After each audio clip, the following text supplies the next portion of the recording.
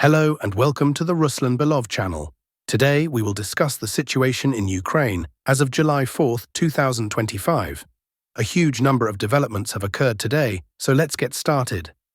Over the past 24 hours, the armed forces of the Russian Federation have once again improved their positions along the entire line of contact, both in the area of Kamenskoye and in the area of Novoekonomichnoye, and, of course, through the ongoing offensive in the northeastern part of the Kharkiv region. Friends, before we begin the video, I kindly ask you to subscribe to the channel. It will help us grow and reach more people. Very interesting footage and updates have arrived today from the northeastern part of the Kharkiv region. The most important development is the breakthrough along the state border near the settlement of Milov. Let me remind you that yesterday, the Russian Ministry of Defense reported in its latest briefing that during combat operations, the Russian army managed to clear the village of Milov. This information was also confirmed by the official Telegram channel of the Northern Forces grouping. Based on that report and the Ministry of Defense statement, many map makers began updating their maps accordingly. However, no one really had a clear understanding of how exactly the maps should be adjusted. Most of them simply shaded in the area around the village of Milov according to the administrative boundaries of the settlement. A bit later, footage from objective control emerged. In the video, we see two Russian soldiers climbing onto a building, possibly a former school or cultural center, and raising both the flag of the unit involved in the operation and the Russian national flag. Based on that footage, most mapping services made further visual updates. But today, new corrections appeared. More specifically, pro-Ukrainian cartographers joined the situation around Milov. To illustrate, this is what most cartographers were showing on their maps by the end of July 3, 2025. On July 4th, new updates were made that essentially tripled the area under Russian control. These updates were based on data published by the pro-Ukrainian mapping platform Deep State. They didn't just report the clearing of Milov, they noted a breakthrough of the defensive line, a push deeper into northeastern Kharkiv region, and Russian forces approaching settlements such as Ambarnaya, Katne, Zarubenko, and Chugunovka. Currently, the Russian army may soon begin assault operations on this section of the front. And of course, the main question now is, what exactly are we witnessing? Is this another media-driven offensive intended to heat up the negotiation process with the US and Ukrainian presidents, and possibly disrupt the overall picture in northeastern and northern Ukraine? Or is this truly the beginning of a Kharkiv offensive, whose goal might be to cut off the salient between Kupiansk and the Pechenegi Reservoir and push north toward Volchansk? These are areas that were previously under Russian control in early and mid-2022, at least before the Kharkiv counteroffensive began. It's difficult to say for certain. We need more time to draw firm conclusions. But overall, it appears that a new offensive is underway, and the Russian army is advancing in a sector where the Ukrainian side seems unable to offer any real resistance, not due to a lack of manpower, but rather because all these villages are nameless, possibly even uninhabited, and hold little to no strategic value based on their location. Why do I draw that conclusion? Because in addition to the map update around Milov provided by the pro-Ukrainian mapping service, another correction was made in the northeastern part of the Kharkiv region, specifically in the Oskol River area. Here's another significant shading update between the settlements of Stroyevka, Topoli, and Kamenskoye. Let's look at how the map changed in this region. This is how the area looked as of July 3, 2025. Today, a significant update was made, showing the Russian army advancing right up to the Chernetsky forest area. So we're seeing an offensive not just near Milov from the border, but also from the Oskol River toward the settlement of Dvurechenskoye. There's a very high probability, whether this is a media stunt or not, that the ultimate goal is to cut off the entire salient and the so-called Dvurechensk pocket. We'll continue monitoring the situation as it develops. It's certainly a fascinating one, especially in the context of possible negotiations between Trump, Putin, and Zelensky. Next, we move to the Zaporizhzhia section of the front. Here too, the map is being updated. Russian forces continue their offensive. Let me remind you that this area has seen substantial map changes over the past few days as the Russian army launched an offensive. Earlier this week, Russian units managed to take full control of all positions in the settlement of Kamenskoye, south of the Yanchikrak River. Around July 2nd, the Russian army began advancing northward to clear the northern part of Kamenskoye and push into the settlement of Plavny. This is what the map looked like at the end of July 2. By the end of July 3, Russian forces had significantly improved their positions in the northern and central parts of the area. Some pro-Ukrainian cartographers even marked Russian advances into Plavny itself. The southern part of the village has been completely cleared. On July 4th, new reports emerged indicating an expansion of the Russian control zone in the southern area.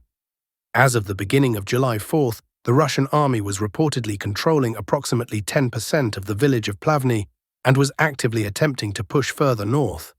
However, we are still observing ongoing fighting for the northernmost district of the settlement of Kamenskoye.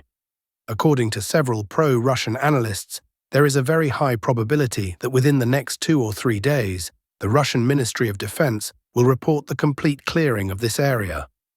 We will likely see a large amount of video footage showing Russian soldiers raising the Russian flag and unit flags in different parts of the settlement. In other words, the battle for Kamenskoye appears to be nearing its logical conclusion. Next, we move to the southern Donetsk and Dnipropetrovsk directions, where active Russian offensive operations are underway. The main objective here is to reach the border of the Donetsk region. Significant territorial gains have been recorded, and there is some very interesting footage from the N15 highway, but let's go step by step.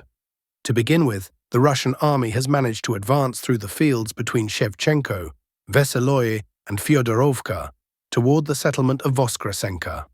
Until now, these areas were considered contested or covered by the fog of war due to the lack of geolocated evidence. However, there had already been many posts and assumptions made by various mapping sources. Today, Ukrainian sources published footage showing FPV drone strikes by Ukrainian forces on Russian army positions along these forest belts. Based on this footage, the map was updated. We can now see that the distance to Voskresenka is gradually decreasing and fighting may soon begin. However, the pace of the offensive in this direction is likely to remain moderate, as the Russian army is currently focused on battles in and around the villages of Tolstoy, Podubnoye, and Mianoye. In fact, based on today's map updates, roughly 80 to 90% of Podubnoye is now under Russian control. These map updates, notably, were based on data from pro-Ukrainian cartographic services. The offensive came from the direction of Zirka, with Russian troops crossing the Mokra Yali River and advancing southwest from Zirka. This is what the map looked like on July 3rd. Today we see a significant new update. Moreover, pro-Russian analysts note that Russian troops have been confirmed not only in Podubnoye, but also within the territory of the village of Tolstoy. As of July 4th, the Russian army appears to be holding a substantial bridgehead across both villages. The fighting here is approaching its final stage, and there is a high probability that the Russian Ministry of Defense will soon confirm full control over this section of the front. Meanwhile, a large number of geolocated videos have appeared along the N15 highway. The Russian side has established full fire control in the area. There are now attempts by the Ukrainian side to evacuate and withdraw equipment from Tolstoy and Podubnoye.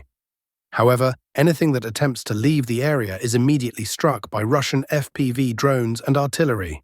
The Ukrainian side is trying to retreat, but is suffering catastrophic losses during these evacuation efforts. Furthermore, it appears that communications between the frontline Ukrainian units and their rear command have broken down. Ground troops seem unaware that the bridge further along the N15 highway has already been completely destroyed. Footage has now been published showing that the bridge near the settlement of Andreevka-Klevsovo has been totally destroyed, making equipment withdrawal from this area impossible.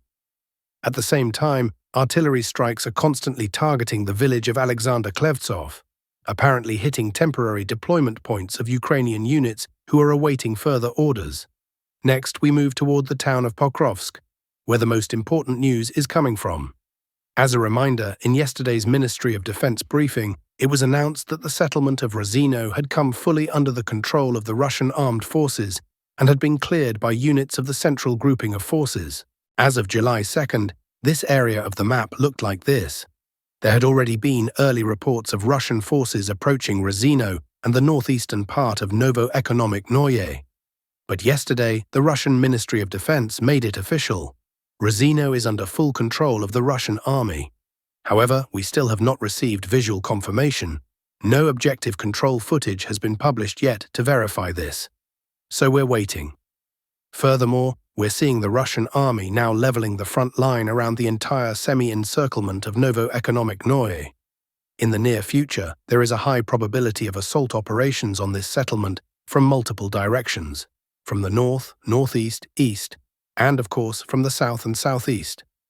If the Ukrainian side loses control of Novo-Economic-Noye, we can officially consider the beginning of decisive battles for the entire Pokrovsk agglomeration. Based on the current front-line configuration, it's highly likely that the Ukrainian forces will be unable to hold their defenses for long and will be forced to withdraw to preserve their manpower. Next, we move to the Chasiv Yar sector of the front, the Konstantinovka-Chasiv Yar direction. Today we received new map updates from neutral cartographers. To summarize, it appears the Ukrainian side controls only about 2 to 3% of Chasiv Yar. More precisely, they're holding on to just 2 districts, Yuzhny and Zemlyanki, 2 small areas still under the control of the Ukrainian armed forces. There's a very high chance that Chasiv Yar has no more than 2 weeks left. It's likely that within the next 2 weeks, the Russian Ministry of Defense will confirm the complete clearing of Chasiv Yar, accompanied by objective control footage verifying Russian presence. We're already seeing footage of assaults and active fighting in the final district, Zemlyanki, the southernmost neighborhood. The area is under fire, with artillery strikes hitting Ukrainian positions in high-rise buildings. These structures are now being shelled, so very soon the fighting for Chasiv Yar will be fully over, and it will mark the beginning of battles for the outskirts of Konstantinovka. On the Siversk sector of the front, Russian artillery activity has significantly increased. After a short pause and regrouping, the Russian army is now preparing for the next phase of the offensive, which likely aims to fully clear the settlement of Serebryanka and possibly reach the eastern outskirts of Siversk. We'll be closely monitoring this direction as major news may come from there very soon. That's all for now, dear friends. Thank you for watching. Subscribe to the channel, leave your likes, and all the best to you.